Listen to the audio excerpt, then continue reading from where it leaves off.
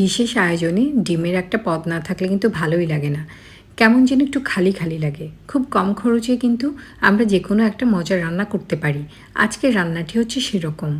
সেই জন্য প্রথমে আমি ডিম নিয়ে নিচ্ছি। তারপর ডিমগুলো আমি সেদ্ধ করব। সেক্ষেত্রে প্রথমে ডিম দেওয়ার পর তারপর আমি ঠান্ডা পানি এবং লবণ দিয়ে ডিমটা সেদ্ধ করব। তাতে করে সমানভাবে ডিম সেদ্ধ হবে। ডিমগুলো সেদ্ধ করে তারপর আমি ছুলিয়ে নিয়েছি। এখানে আমি 5টা ডিম আজকে রান্না করব। প্রথমে একটা টুথপিক দিয়ে ভালো করে একটু ফুটো করে নিব, তাতে করে ভাজার সময় ফুটবে না, নয়তো কিন্তু ফুটে যাবে।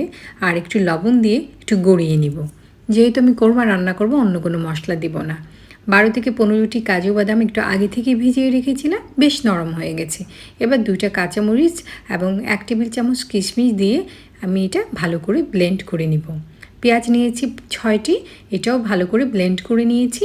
এবার একটি প্যানে কিছুটা তেল দিয়ে সেই লবণ মাখানো ডিমগুলো একটু হালকা করে ভেজে নিব। খুব বেশি কড়া করার দরকার নেই, একটু কালার আসলেই নামিয়ে নেব।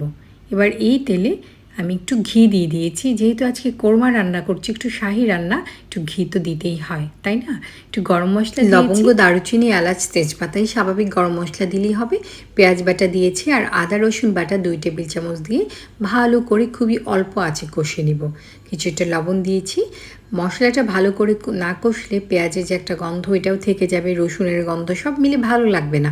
তাই খুব ভালো করে মশলাটা যদি কষানো হয়, সেক্ষেত্রে কোরমার স্বাদটা বেড়ে যাবে। মশলাটা ভালো করে কষানো হয়ে গেলে সেই বাদাম কিশমিশ বাটাটাও দিয়ে দিলাম। আবারও নেড়ে চেড়ে একটু ভালো করে ভেজে নিব। এবার আমি 1/2 চা চামচ মরিচ দিয়েছি আর ধনে জিরা দিয়েছি 1/2 চা চামচ করে। গরম মশলা গুঁড়ো 1/2 চা চামচ আর একটু স্পেশাল টেস্ট আনার জন্য আমি 1/2 চা চামচ বিরিয়ানি মশলা দিই।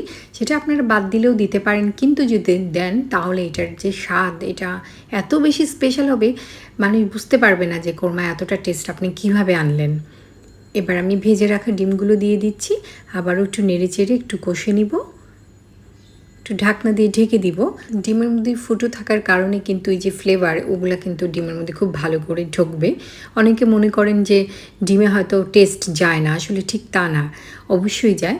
1 থেকে 1.5 কাপ পরিমাণ বা 1/4 কাপ পরিমাণ আপনারা বুঝে যতটুকু গ্রেভি রাখতে চান সেই পরিমাণ তরল দুধ দিয়ে দিচ্ছি। দুধ দেওয়ার পর ঢাকনা দিয়ে ঢেকে রান্না করা যাবে না, দুধে বলক আসবে, পড়ে যাবে। তাই অল্প আছে নেড়ে চেড়ে রান্না করতে হবে। হয়ে আসছে প্রায়।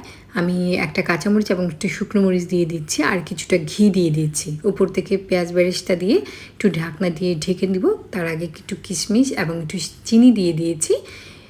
আর কিছুক্ষণ দমে রেখে দিলেই চমৎকার স্বাদের এই কোরমাটা তৈরি হয়ে যাবে। আপনি বিশ্বাসই করতে পারবেন না, কিছুটা টিপস ফলো করার পর আপনি কত অসাধারণ একটি কোরমা রান্না করেছেন।